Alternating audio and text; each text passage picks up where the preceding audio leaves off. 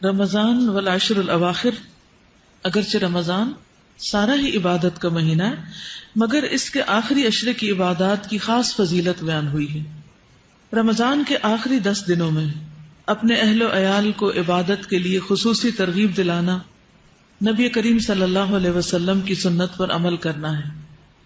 حضرت عائشہ فرماتی ہے کان النبی صلی اللہ علیہ وسلم اذا دخل العشر شد مئزرہ واحیا لیلہ وایقظ اہلہ، جب رمضان کا آخری عشرہ شروع ہوتا تو نبی صلی اللہ علیہ وسلم عبادت کے لیے کمر بستہ ہو جاتے، راتوں کو جاگتے اور اپنے اہل خانہ کو بھی جگاتے، یعنی صرف خود ہی نہیں جاگتے تھے، گھر والوں کو بھی جگاتے تھے۔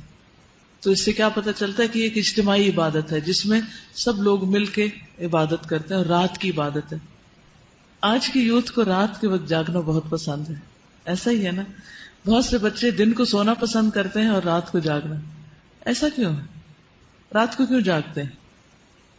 آپ میں سے کس کس کو رات کو جاگنا پسند ہے؟ کیوں رات کو کیوں جاگتے ہیں؟ ہاں، سکون ہوتا ہے۔ اس سکون میں ہم کرتے کیا ہیں؟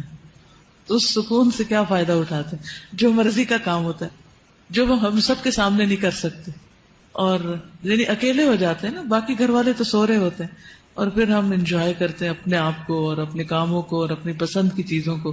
تو مومن کے لیے سب سے زیادہ پسندیدہ چیز کیا ہونی چاہیے؟ اللہ کی عبادت۔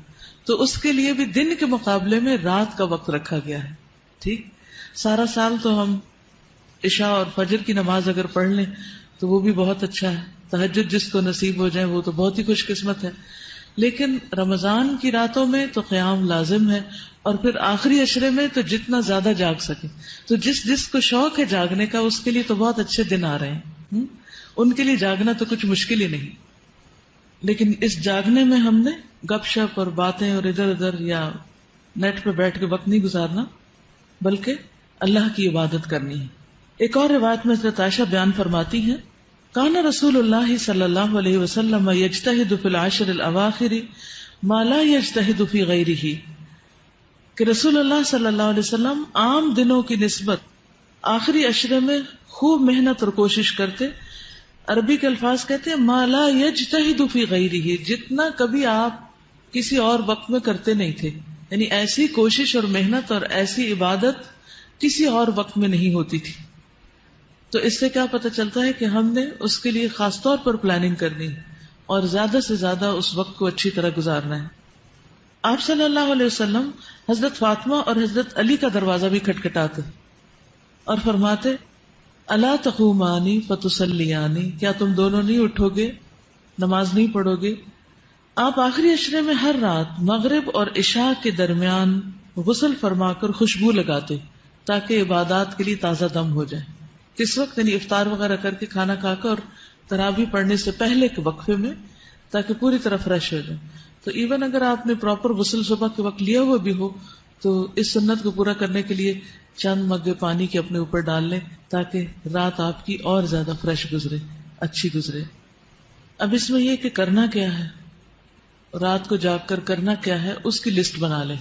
اس سے پہلے آپ قیام کریں گے تراویح کا، پھر اس کے بعد آپ کچھ اذکار کر سکتے ہیں، تلاوت کر سکتے ہیں، کوئی درس و تدریس کر سکتے ہیں، اگر کٹھے گھر میں کچھ لوگ ہیں کچھ سیکھ سکھا سکتے ہیں، پھر اس کے بعد بیچ میں چائے بھی پی سکتے ہیں تاکہ جاگ سکے۔ پھر اس کے بعد یہ ہے کہ پھر دوبارہ قیام کریں اور پھر فجر پڑھ کے ان راتوں میں لمبی دعائیں بھی مانگیں، ٹھیک ہے، کیونکہ دعاؤں کی قبولیت ہوتی، اسی میں طاق رات ہے، اسی میں جبریل اور فرشتے اترتے ہیں اور سب کو دیکھتے ہیں کہ کون کون عبادت کر رہا ہے، اور جو عبادت کر رہا ہے اس کو بخش دیا جاتا ہے۔